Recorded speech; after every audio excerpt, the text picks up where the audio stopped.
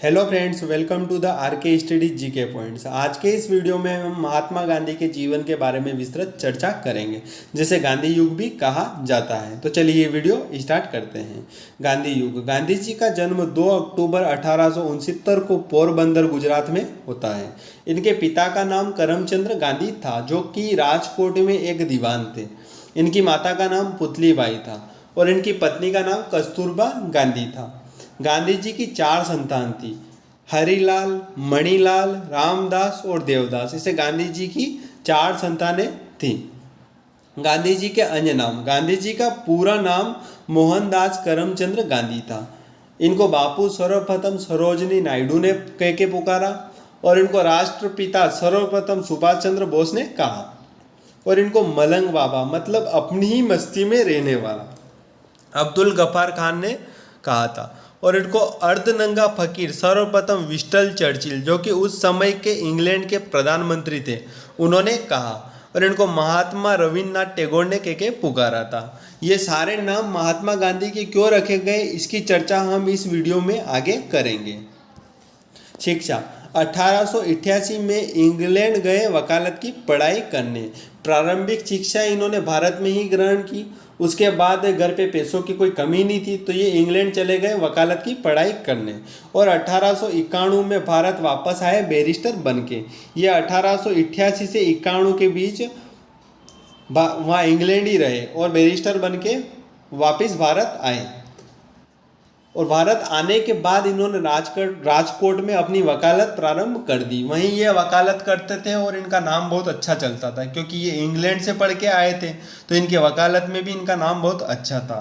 1893 में एक भारतीय गुजराती व्यापारी थे, दादा अब्दुल्ला। उन्हें मुकदमे की पैरवी के लिए एक वकील की ज़रूरत थी, तो वो गांधी जी को 1 साल का बॉन्ड करके दक्षिण अफ्रीका बुलाया उन्होंने। तो गांधी जी फिर 1893 में दक्षिण अफ्रीका के डरबन में गए। 7 जून को जब गांधी जी डरबन पहुँचे, वहाँ से इन्होंने प्रोटेरियो के लिए ट्रेन पकड़ी। तो जैसे ही ये ट्रेन में जाके बैठे, तो इसके अंदर गोरे लोग बैठे हुए थे ट्रेन में। दक्षिण अफ्रीका में क्या रहता है कि जो गोरे लोग रहते हैं, ये काले लोगों को पसंद नहीं करते हैं। इन्होंने गांधी जी को मना किया कि आप इस ट्रेन में न बैठे, कृपया आप नीचे उतर जाएं। गांधी जी ने टिकट का हवाला देते हुए मना कर दिया, क्योंकि गांधी जी के पास इस ट्रेन की फर्स्ट क्लास टिकट थी। तो गांधी जी ने मना कर दिया, लेकिन अंग्रेजों ने नहीं माना और इनको बाहर फेंकने की बात कही। तो गांधी जी ने बोला, आप मुझे बाहर फेंक सकते हो, लेकिन मैं अपनी मर्जी से इस ट्रेन से नहीं उतरूंगा। गांधी जी को इन लोगों ने धक्के देके बाहर निकाल दिया। आगे पीटरमारिट्सबर्ग स्टेशन आया, वहाँ गांधी जी को नीचे उतार दिया गया। सारी रात गांधी जी उसी स्टेशन पर बैठे रहे और इनके दिमाग में एक ही चीज़ चलती रही कि जब ये लोग मेरे साथ इतना कर सकते हैं, तो यहाँ जो भारतीय रह रहे होंगे उनके साथ कैसा करते होंगे। तो 1893 में सर्वप्रथम गांधी जी को नस्ल भेद प्रहार सहना पड़ा। उसी रात दक्षिण अफ्रीका के पीटरमारिट्सबर्ग में गांधी जी ने सत्याग्रह की नींव रख दी थी। मतलब इनके दिमाग में उसी रात सेट हो गया था कि अपने जो भारतीय लोग यहाँ रह रहे हैं उनके लिए यहाँ लड़ना है। दक्षिण अफ्रीका में गांधी 1893 से 1914 तक पूरे 21 साल गांधी जी दक्षिण अफ्रीका में रहे और यहाँ रहते हुए इन्होंने भारतीयों के ऊपर हो रहे अत्याचारों के खिलाफ बहुत संघर्ष किया। इन्होंने जो रंगभेद की घटना इनके साथ हुई थी, इसको लेकर इन्होंने एक शब्द दिया था, निष्क्रिय प्रतिरोध सत्याग्रह। जो सत्याग्रह है, महात्मा गांधी ने 11 सितंबर 1906 को सत्याग्रह शब्द का पहली बार इस्तेमाल किया था। इसका इस्तेमाल उन्होंने दक्षिण अफ्रीका में रंगभेद के खिलाफ किया। उनका इस नए शब्द का प्रयोग इतना सफल रहा कि बाद में न केवल पूरी दुनिया ने इससे सीखा, बल्कि इसकी धाक भी जम गई। जो सत्याग्रह है, इसका सर्वप्रथम प्रयोग गांधी जी ने दक्षिण अफ्रीका के खिलाफ किया था। सत्याग्रह का मतलब है अन्याय के खिलाफ आवाज उठाना, बिना अपराधी पर हाथ उठाए। मतलब कोई जो अपराधी है उसके ऊपर बिना हाथ उठाए अन्याय के खिलाफ आवाज उठाना। सत्याग्रह से आप खुद मुश्किलों का सामना करते हैं। सत्याग्रह में आपको खुद को मुश्किलों का सामना करना पड़ेगा, जैसे कि भूख हड़ताल, धरना देना, ये सब आपको ही करना पड़ेगा। किसी भी सत्याग्रही का मकसद है कि वो उसे दुख पहुंचाने वाले को अहिंसा के जरिए अपनी सोच बदलने पर मजबूर कर दे। मतलब सामने वाला जो अपराधी है उसका हृदय परिवर्तन करना ही सत्याग्रह कहलाता है गांधी जी की नज़रों में। गांधी जी का मानना था कि सत्य का अर्थ है प्रेम और आग्रह, और आग्रह वो ताकत है इस सत्य और प्रेम यानी अहिंसा से पैदा होती है। जो सत्य होता है उसका अर्थ होता है प्रेम, ये गांधी जी का मानना था। गांधी जी ने फिर निष्क्रिय प्रतिरोध का इस्तेमाल खत्म कर दिया। मतलब 1906 से पहले गांधी जी निष्क्रिय प्रतिरोध शब्द का इस्तेमाल करते थे, लेकिन 1906 से सत्याग्रह का इस्तेमाल करने लग गए और निष्क्रिय प्रतिरोध शब्द को खत्म कर दिया। फिर अंग्रेजी में भी सत्याग्रह शब्द का इस्तेमाल होने लग गया। गांधी जी का पहला सत्याग्रह 1906 में गांधी जी ने सर्वप्रथम पहला सत्याग्रह दक्षिण अफ्रीका में किया था, जिसका नाम था सविनय अवज्ञा आंदोलन। इसके दो मूल कारण थे, एक तो था भारतीय मूल पंजीकृत और दूसरा था विवाह। इसमें ऐसा हो रहा था कि जो इस कानून के तहत, जो भारतीय मूल पंजीकृत कानून है, इसके तहत दक्षिण अफ्रीका सरकार ने एक पंजीकरण करवाना अनिवार्य कर दिया था भारतीयों के लिए।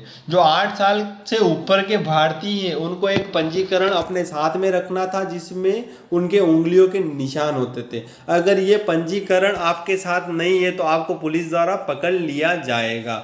इसी के विरोध में गांधी जी ने सत्याग्रह किया था। और दूसरा था विवाह। जो भी विवाह चर्च में हो वह जायज, और जो भारतीय विधि विधान से हुए वो नाजायज हो, उनकी संतान भी नाजायज होगी। इस कानून के खिलाफ गांधी जी ने कठोर संघर्ष किया था। ये दक्षिण अफ्रीका में गांधी जी ने किए थे ये सविनय अवज्ञा आंदोलन, जो गांधी जी का सर्वप्रथम सत्याग्रह था। फिनिक्स आश्रम की स्थापना गांधी जी ने 1904 में दक्षिण अफ्रीका में की थी। फिनिक्स आश्रम, ये जो फिनिक्स आश्रम है इसकी स्थापना गांधी जी ने इनके एक दोस्त थे रुस्तम जी, उनके सहयोग से की थी। यह महात्मा गांधी का पहला आश्रम डरबन में स्थित है। मतलब गांधी जी का अगर पहला आश्रम की बात की जाए तो वह डरबन में है, फिनिक्स आश्रम। यहीं से इन्होंने इंडियन ओपिनियन समाचार पत्र निकाला था। ये जो समाचार पत्र हैं इसमें गांधी जी द्वारा जो दक्षिण अफ्रीका सरकार द्वारा भारतीयों के ऊपर जुल्म होता था उसके खिलाफ आवाज़ उठाई जाती थी और अत्याचारों को बताया जाता था। उसके बाद फिर टॉल्स्टॉय फर्म की भी स्थापना गांधी जी ने दक्षिण अफ्रीका में 1910 में की थी। टॉल्स्टॉय फर्म यह 1100 एकड़ में फैला हुआ था, जिसे उनके वास्तुकार दोस्त हरमन केलेनबेक ने दान दिया था। ये जो टॉल्स्टॉय फर्म है इसकी जमीन इनके दोस्त हरमन केलेनबेक ने दान दी थी। जो टॉल्स्टॉय थे यह एक लेखक थे। इनके विचारों से गांधी बहुत प्रभावित थे, क्योंकि जो ये टॉल्स्टॉय थे इनके विचार और गांधी जी के विचार एक जैसे थे, इसलिए गांधी जी इनके विचारों से बहुत प्रभावित थे। गांधी जी का भारत आगमन, इसके बाद 9 जनवरी 1915 को गांधी जी भारत वापस आए। 1914 से 1918 प्रथम विश्व युद्ध की शुरुआत हो चुकी थी, तो गांधी जी इस स्थिति को देखते हुए भारत वापस आ गए। 9 जनवरी को प्रवासी भारतीय दिवस मनाया जाता है। जब गांधी जी भारत वापस आए थे उसी दिन 9 जनवरी को प्रवासी भारतीय दिवस मनाना स्टार्ट कर दिया। गांधी जी भारत वापस आने के बाद जीवनलाल जी बैरिस्टर के घर किराए पर रहते थे। हटने के बाद उन्होंने 25 मई 1915 को सत्याग्रह आश्रम की स्थापना की। यहाँ पर उस समय प्लेग चल रहा था, इसलिए इनको आश्रम साबरमती के तट पर ले जाना पड़ा और यही सत्याग्रह आश्रम साबरमती आश्रम कहलाया गया। मतलब जो गांधी जी थे इन्होंने भारत आने के बाद सर्वप्रथम सत्याग्रह आश्रम की स्थापना की थी, लेकिन प्लेग के कारण इस आश्रम को वापस साबरमती के किनारे ले जाना पड़ा और इसका नाम साबरमती आश्रम पड़ा। गांधी जी भारत आने के बाद ये एक व्यक्ति से बहुत ज़्यादा प्रभावित हुए। उनका नाम था गोपाल कृष्ण गोखले। इनसे गांधी जी इतने प्रभावित हुए कि गांधी जी ने इन्हें अपना राजनीतिक गुरु बना लिया। गांधी जी जब भारत आए थे तो ये अंग्रेजों के शासन के पक्ष में थे।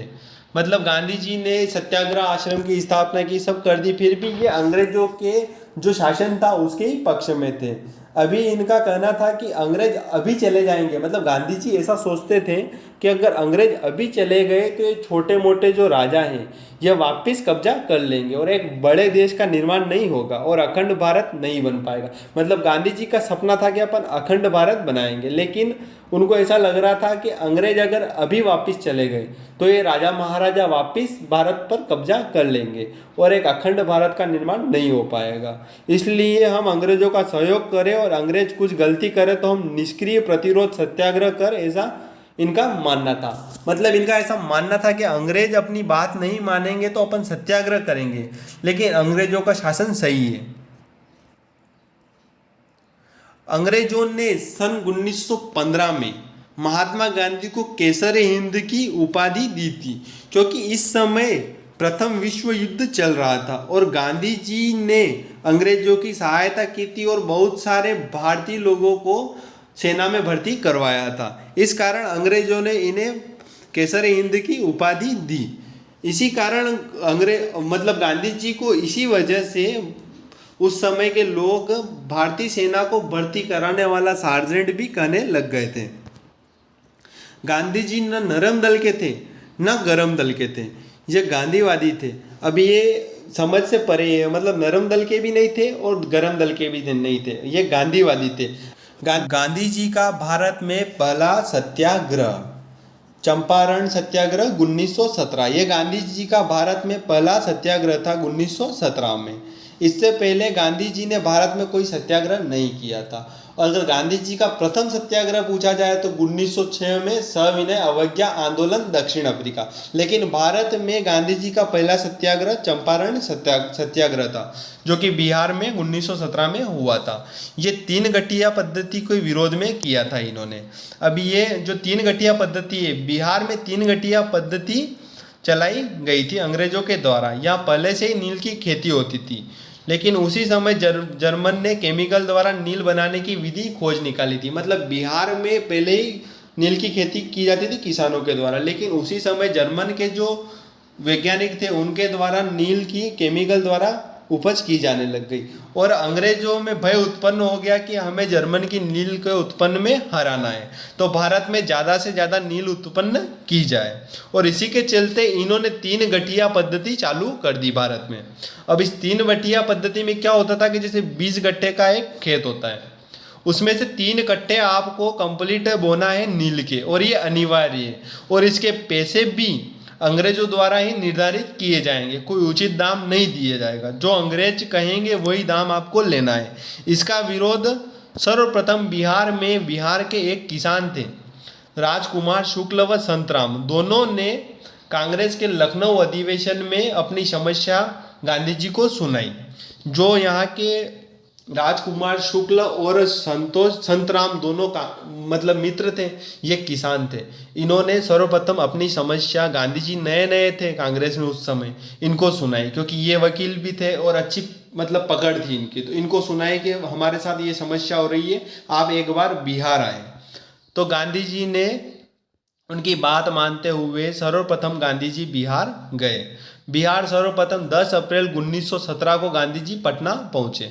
मतलब जो राजकुमार शुक्ल और इनकी जिद के आगे गांधी जी को झुकना पड़ा। गांधी जी ने अपनी किताब में भी इस बात की चर्चा की है कि एक किसान, मतलब गांधी जी ने ऐसी चर्चा की है कि एक अनपढ़ किसान की जिद के आगे में हार गया और मुझे चंपारण बिहार जाना पड़ा। ये गांधी जी ने अपनी बुक में चर्चा कर रखी है। जो राजकुमार शुक्ल थे वो अनपढ़ थे, फिर भी उन्होंने गांधी जी को अपनी जिद के आगे झुका दिया और गांधी जी सर्वप्रथम बिहार 10 अप्रैल 1917 को पटना पहुंचे।